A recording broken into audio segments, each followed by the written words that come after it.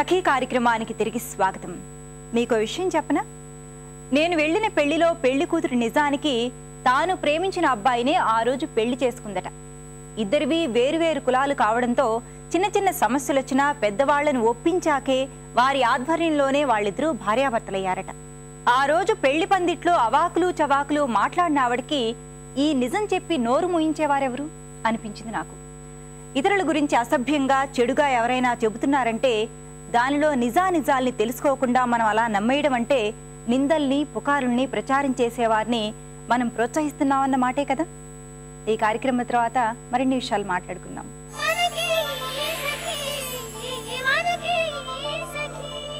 Hi, welcome to సఖీ.com.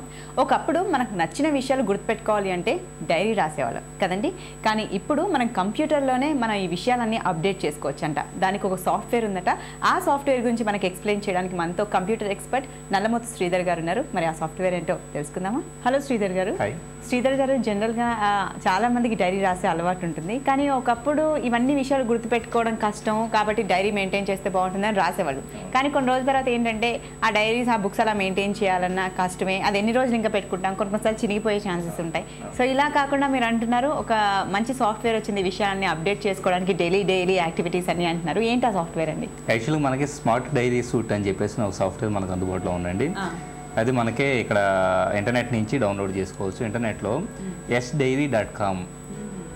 sdairy.com అనే వెబ్సైట్కి వెళ్తే కనుక సింపుల్గా ఇక్కడ డౌన్లోడ్ అనే బటన్ ప్రెస్ చేస్తే కనుక మన కంప్యూటర్లో డౌన్లోడ్ అయిపోతుంది. వన్స్ ఒకసారి ఈ సాఫ్ట్వేర్ మనం డౌన్లోడ్ చేసామంటే కనుక, ఇప్పుడు నేను ఆల్రెడీ నా కంప్యూటర్లో నేను డౌన్లోడ్ చేసి ఇన్స్టాల్ చేసుకున్నాను. ఇన్స్టాల్ చేసిన తర్వాత దాన్ని మనం రన్ చేస్తే ఇక్కడ స్మార్ట్ డైరీ సూట్ అని చెప్పేసి ప్రోగ్రామ్ అవైలబుల్ అవుతుంది. దాన్ని ఓపెన్ చేసినప్పుడు ఇక్కడ చూడండి, దీన్ని మనం పాస్వర్డ్తో ప్రొటెక్ట్ చేయవచ్చు. అంటే మనం రాసే డైరీని వేరే వాళ్ళు చూడకుండా ఒక పాస్వర్డ్ కూడా సెట్ చేసుకోవచ్చు. సో నేను ఒక పాస్వర్డ్ సెట్ చేసుకుంటున్నాను కాబట్టి ఆ పాస్వర్డ్ ఎంటర్ చేయమని అడుగుతుంది.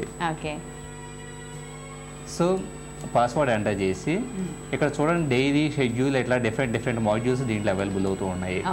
సో ఇప్పుడు డైరీ అనే దాంట్లో మనం ఉన్నాం.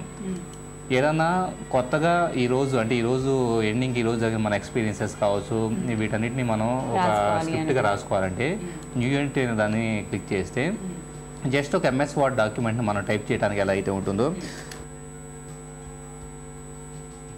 ఇలా మనం ఎంత మ్యాటర్ అయినా కానీ మనం అన్లిమిటెడ్గా రాసుకుంటూ వెళ్ళొచ్చు. కావాలంటే ఇప్పుడు యాక్చువల్గా మ్యాటర్తో పాటు అంటే మనం నార్మల్ బుక్స్లో అయితే కనుక, మామూలు డైరీస్లో అయితే కనుక ఓన్లీ మ్యాటర్ రాసుకోవడానికి ఉంటుంది. ఇక్కడ మనం కావాలంటే ఫోటోల్ని ఇన్సర్ట్ చేసుకోవచ్చు. అలాగే వెబ్సైట్ లింకులు పెట్టుకోవచ్చు. లేకపోతే అటాచ్మెంట్స్గా వేరే ఫైల్స్ని పెట్టుకోవచ్చు, టేబుల్స్ని పెట్టుకోవచ్చు. ఇలా మనం ఏదైనా కానీ ఈ డైరీలో మనం యాడ్ చేసుకోవడానికి స్కోప్ ఉంటుంది. సో అంటే ఇవి ఆటోమేటిక్గా సేవ్ అయిపోతుందండి? ఎలా వీటిని సేవ్ చేసి ఇక్కడ మనకి ఆటోమేటిక్ ఇక్కడ సేవ్ అనే బటన్ ఉంది చూడండి. సేవ్ అనే బటన్ ప్రెస్ చేసేస్తే అది సేవ్ అయిపోయినట్లు లెక్క. కావాలంటే మనం ఇంకో 1 hour తర్వాత మనం అడిషనల్గా దీనికి మ్యాటర్ యాడ్ చేసుకోవచ్చు. అలాగే ఒకవేళ తర్వాత ఏదన్నా ఇంకొక 2 days 3 days తర్వాత మోడిఫై చేసుకోవాలన్నా కానీ మోడిఫై చేసుకోవచ్చు దీన్ని. సో ఇవన్నీ మళ్ళీ మనం చూసుకోవాలి అంటే అవన్నీ మనం డైరీలోకి వెళ్తే వచ్చేస్తాం. డైరీలోకి వెళ్ళి ఆ పర్టికులర్ డేట్కి వెళ్తే కనుక మనకు వచ్చేసేస్తాయి. ఇక్కడ ఫర్ ఎగ్జాంపుల్ మనం ఈ ఎంట్రీ ఏదైతే ఉందో దాన్ని సేవ్ అండ్ ఎగ్జిట్ అని కొడుతున్నాం. సో ఆ ఎంట్రీ నుంచి మనం బయటకు వచ్చేసి ఉన్నాం. చూడండి ఇక్కడ యాక్చువల్గా మనం పర్టికులర్ డేట్లో ఉన్నప్పుడు దానికి సంబంధించి ఎంట్రీ అనేది అక్కడ కనబడుతూ ఉంటుంది. సో ఇప్పుడు ఈ సాఫ్ట్వేర్ ఓన్లీ దీనికే యూజ్ అవుతుందండి, లేకపోతే ఇంకా దీనివల్ల ఏదైనా బెనిఫిట్స్ ఉన్నాయా మనకి? యాక్చువల్గా ఇది ఓన్లీ డైరీ రాసుకోవడమే కాదండి, ఎన్నో రకాల పనులు చేసి పెడుతుంది. ఇప్పుడు చూడండి ఇక్కడ డైరీ అనే మాడ్యూల్లో మాత్రమే ఉన్నాం మనం. ఇక్కడ షెడ్యూల్ అని, టాస్క్స్ అని, నోట్స్ అని, న్యూట్రిషన్ అని ఎన్నో రకాల సెక్షన్స్ ఉన్నాయి చూడండి. ఇక్కడ షెడ్యూల్ అనే దాన్ని మనం చూసుకుంటే కనుక ఏదైనా ఈవెంట్ని మనం షెడ్యూల్ చేసుకోవడానికి సంబంధించి ఇప్పుడు కొన్ని రెగ్యులర్గా చేయాల్సిన యాక్టివిటీస్ ఉంటాయి. ఇప్పుడు ఒక పర్టికులర్ టైంలో మాత్రమే ఒక పని చేయాల్సి ఉంటుంది. సో ఆ ఈవెంట్స్కి సంబంధించి ఒక ఫ్రెండ్స్తో మీట్ అవ్వడం కావచ్చు, లేకపోతే ఒక మ్యారేజ్ అటెండ్ కావచ్చు, అపాయింట్మెంట్ తీసుకోవడం కావచ్చు, వీటన్నిటిని మనం ఇక్కడ షెడ్యూల్ చేసుకోవచ్చు. ఇప్పుడు ఫర్ ఎగ్జాంపుల్ డాక్టర్ అపాయింట్మెంట్ అనుకుందాం. Start time, end time, start date, end date, అలాగే టైమింగ్స్తో సహా మనం చేసుకోవచ్చు. అది రికరెన్స్ అనే దాంట్లో అది ఓన్లీ ఒకసారి మాత్రమే వస్తుందా, ఎవ్రీ మండే వస్తుందా, ఎవ్రీ ఫ్రైడే వస్తుందా అంటే వీక్ వైజ్గా మనం చేసుకోవచ్చు. అది డైలీ ఈవెంట్ అన్నది చేసుకోవచ్చు. లేకపోతే కనుక ఇయర్లీ వన్స్ ఒకసారి ఉంటుందా అన్నది కూడా మనం చేసుకోవచ్చు. సో అంటే ఏదైనా బర్త్డేస్ కావచ్చు, ఇప్పుడు మనం అనుకుంటా ఉంటాం మన ఫ్రెండ్స్లో కావచ్చు, రిలేటివ్స్లో ఇంపార్టెంట్ పర్సన్స్ బర్త్డేస్ గుర్తుండవు చాలా మందికి. సో వాటిని షెడ్యూల్ ద్వారా రిమైండర్స్ పెట్టుకుంటే కనుక ఇక్కడ చూడండి రిమైండర్ అని టిక్ చేసామంటే కనుక ఆ పర్టికులర్ ఈవెంట్కి ఎంతసేపటికి ముందు, ఒక రోజు ముందా లేదా 6 hours ముందా, 1 week ముందా ఒక రిమైండర్ మన కంప్యూటర్ స్క్రీన్ మీద ఫ్లాష్ అవుతుంది. ఆటోమేటిక్గా మనకు అర్థమైపోతుంది నెక్స్ట్ డే మన ఇంపార్టెంట్ పర్సన్ బర్త్డే ఉందని చెప్పేసి అర్థమైపోతుంది. ఇలా షెడ్యూల్ అనే ఆప్షన్ ద్వారా మనం షెడ్యూల్ చేసుకోవచ్చు. ఇక్కడ టాస్క్స్ అని చెప్పేసి అని ఉంటాయి. ఇప్పుడు షెడ్యూల్ టాస్క్లు మనకు చూస్తానికి రెండు ఒకే రకంగా ఉంటాయి, కానీ ఇక్కడ టాస్క్ అనేది ఏంటంటే మనం ఒక టార్గెటెడ్ పని పెట్టుకొని ఇప్పుడు ఈ పని ఈ వారం రోజుల లోపల పూర్తి అవ్వాలి. సో ప్రతిరోజు మనం ఎంతవరకు ప్రోగ్రెస్ సాధించున్నాం అన్నది అసెస్ చేసుకోవాలంటే కనుక ఈ టాస్క్ను క్రియేట్ చేసుకోవచ్చు. అది ఎప్పటికి పూర్తి అవ్వాలి, ప్లస్ దాని ప్రయారిటీ ఎలా ఉండాలి, అలాగే దాని రిమైండర్ పెట్టుకోవడం, ఇదంతా మనం టాస్క్లా క్రియేట్ చేసుకోవచ్చు. శ్రీధర్ గారు, ఈ సాఫ్ట్వేర్ని మనం చూస్తుంటే అందులో ఉన్న ఆప్షన్స్ అన్ని ఫోన్లో మనకు ఉండే ఆప్షన్స్ లానే అనిపిస్తున్నాయి. కానీ ఏంటంటే ఫోన్ మిస్ అవుతే మనకు మళ్ళీ ఆ మ్యాటర్ కంటెంట్ ఏవి ఉండదు. బట్ సిస్టమ్ మన ఇంట్లో ఉంటుంది కాబట్టి ఆ మ్యాటర్ మిస్ అయ్యే ఛాన్సే లేదు. సో ఇదే కాకుండా మనకు ఫోన్లో ఉండే ఆప్షన్స్ ఇంకా ఇందులో ఏమైనా ఉన్నాయండి? ఎలా? డెఫినెట్గా అండి. ఇక్కడ యాక్చువల్గా మనకి ఈ సాఫ్ట్వేర్లో కాంటాక్ట్స్ అని చెప్పేసి ఒక సెక్షన్ ఉంది చూడండి.